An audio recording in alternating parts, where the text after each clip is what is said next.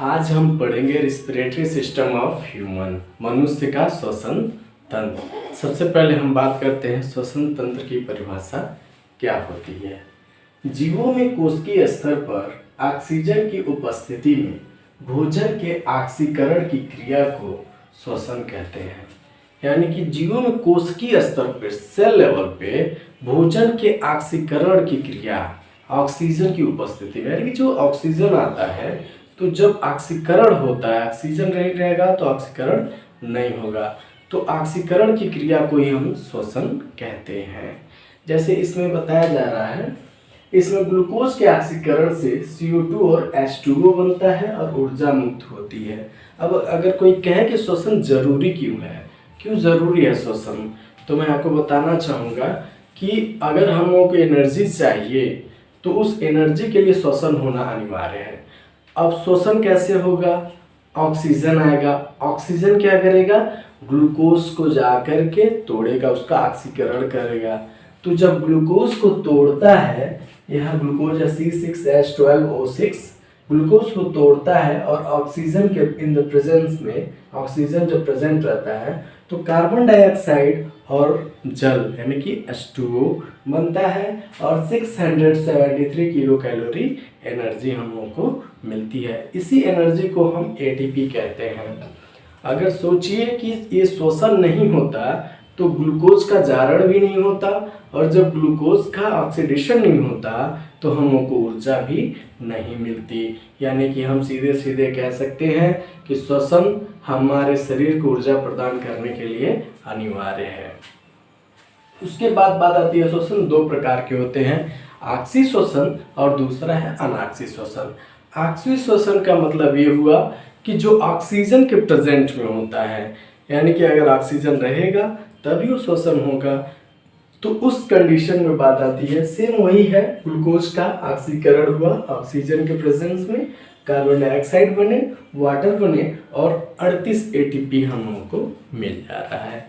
वहीं दूसरी तरफ हम बात करते हैं अनॉक्सी श्वसन। अनॉक्सी श्वसन का मतलब हुआ कि ऐसे श्वसन में हमें ऑक्सीजन की ज़रूरत नहीं पड़ती है, यानी कि ऑक्सीजन के एब्सेंट में होता है, और इस क्रिया को हम फर्मेंटेशन कहते हैं। इसमें क्या बनता है? ग्लूकोज है, ज़्यादातर ईस्ट में देखने को मिलता है, ग्लूकोज है, ऑक्सीजन नहीं है। बिना ऑक्सीजन के जब ये इसका ऑक्सीडेशन होता है तो एथिल अल्कोहल बनता है और कार्बन डाइऑक्साइड बनता है और एनर्जी 2 ATP रिलीज होती है। यानी कि ऑक्सीजन जब नहीं है तो हमें बहुत कम ऊर्जा मिलता है।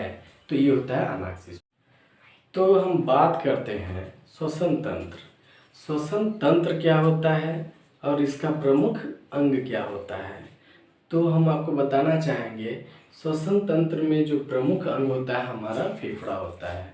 हमारे पास दो फेफड़े होते हैं, एक दायां फेफड़ा और एक बायां फेफड़ा, जो हमारे कशेरुक दंड और जो पसलियां होती हैं उनसे बने एक कटहरे में बंद होता है, ताकि वो बाहरी कोई चोट लगे तो उस पर कोई दबाव या क्षति न पहुँचे। फिर बात आती है कि हमारे बाहरी वायु के आवागमन कैसे होता है, तो उसके लिए कैसे बाहरी वायु हमारे फेफड़ों तक पहुंचती है, तो उसके लिए नासिका है, ग्रसनी है और वायुनाल है, विंड पाइप है। इसके द्वारा बाहरी हवा हमारे फेफड़ों तक पहुंचाई जाती है और इसमें कई सारी शाखाएं मिलकर एक जटिल वायु मार्ग बनाती है, बहुत ही जटिल वायु मार्ग बना देती है। इस प्रकार ये सब अंग मिल करके श्वसन तंत्र बनाते हैं, यानी कि नासिका, ग्रसनी, वायुनाल, फेफड़े आपस में मिल करके क्या बनाते हैं? श्वसन तंत्र बना देते हैं। इस तंत्र में वायु मार्ग अवरुद्ध होने पर, अगर किसी भी तरह से वायु मार्ग अवरुद्ध हो गया, इसमें रुकावट हो गई, वायु अंदर नहीं जाती है, तो चंद मिनटों में ही व्यक्ति की मृत्यु भी हो जाती है। अब बात करते हैं नासिका और नासा मार्ग। नासिका हमारे चेहरे पर मुख द्वार और माथे और दोनों आँखों के बीच में एक उभरी हुई संरचना होती है, जिसके माध्यम से वायु हमारे शरीर में पहुंचती है। ओके, अब हम बात करते हैं हम लोग सांस मुख और नासा मार्गों से दोनों से ले सकते हैं, लेकिन नासा मार्गों से लेना क्यों उचित है, मुख से लेना अनुचित है।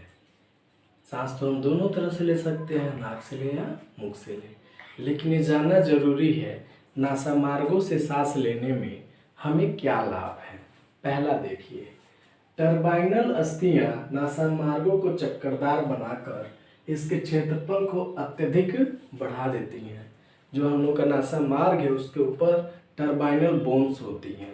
ये चक्करदार बोन्स होती हैं जो उसके क्षेत्र को, नासा मार्ग के क्षेत्र को अत्यधिक बढ़ा देती हैं। उससे फायदा क्या होता है कि जो वायु नासा मार्गों से गुजरती है उसका ताप हमारे शरीर के ताप में मेंटेन हो जाए। यानी कि वायु बाहर से आ रही है, पता नहीं गर्म है कि ठंडी है, लेकिन जब टर्बाइनल बोन से गुजरेगी तो वो जो बाहरी वायु का ताप है वो हमारे शरीर के ताप के अनुसार ढल जाएगी। तो नासा मार्ग से सांस लेने में पहला लाभ ये होता है कि बाहरी वायु का ताप हमारे शरीर के ताप में ढल जाता है।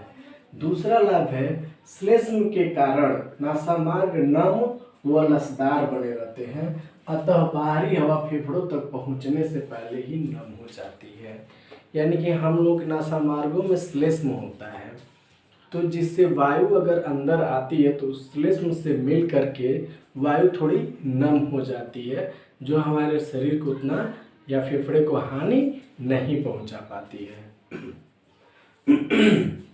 फिर उसके बाद है, वायु के साथ आए हानिकारक जीवाणु या अन्य पदार्थ श्लेष्म में चिपक कर नासा वालों में ही फंस जाते हैं। जैसे कोई बैक्टीरिया, वायरस या अन्य कोई डस्ट एलिमेंट हम लोगों के नाक में जा रहा है तो क्या करता है, श्लेष्म में भी चिपक जाएगा या जो नासा बाल रहते हैं उसमें चिपक जाएगा, फेफड़े तक नहीं पहुंच पाएगा। अगर बैक्टीरिया, वायरस ये सब फेफड़े तक नहीं पहुंचेंगे तो हम लोग को इन्फेक्शन होने का डर नहीं रहेगा।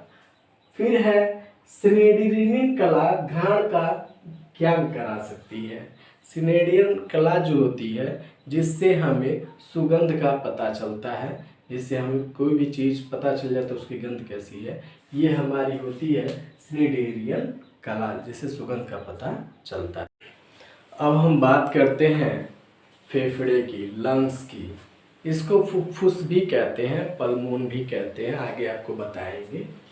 फेफड़ों के बाह्य लक्षण क्या होते हैं, फेफड़ा हमारा कैसा दिखता है। ये दो बड़े शंक्वाकार जो फेफड़े होते हैं ये हमारे श्वसन के प्रमुख अंग होते हैं, जैसा कि आप यहाँ पे देख रहे हैं। एक बायां है, दूसरा दायां है, और यह हृदय के एवं मध्यावकाश के इधर उधर प्लूरल गुहाओं में रहता है। ये गुलाबी कलर का होता है और स्पंजी टाइप का होता है, कोमल होता है, सघन होता है। गुलाबी होता है, स्पंजी टाइप का होता है, कोमल होता है और काफी ये सघन होता है। प्रत्येक प्लूरल गुहा के चारों फुफ्फुसावरणी अर्थात प्लूरल कला का महीन आवरण होता है। इसके चारों तरफ प्लूरल कला का एक महीन आवरण होता है जिसके अंदर ये सुरक्षित रहता है।